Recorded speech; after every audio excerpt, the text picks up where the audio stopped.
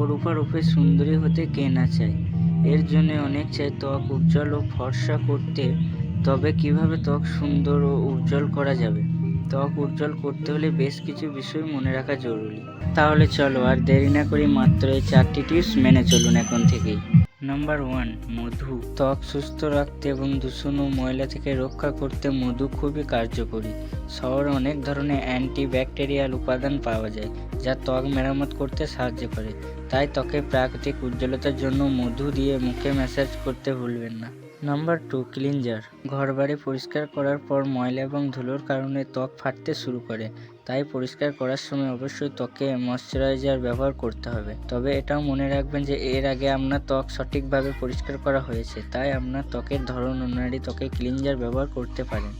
এরপর অবশ্যই মুখে গোলাপ জল ব্যবহার। Number 3, sunscreen cream. ধুলাবালি ও মাটির কারণে ত্বকের পিএইচ লেভেল নষ্ট হয়ে যায়।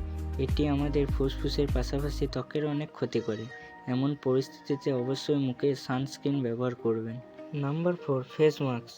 ত্বককে নরম ও চকচকে করতে আপনি যে কোনো ধরনের ভালো করে তৈরি ফেস মাস্ক ব্যবহার করতে পারেন। এতে মুখ উজ্জ্বল হবে এবং মরা চামড়া দূর হবে।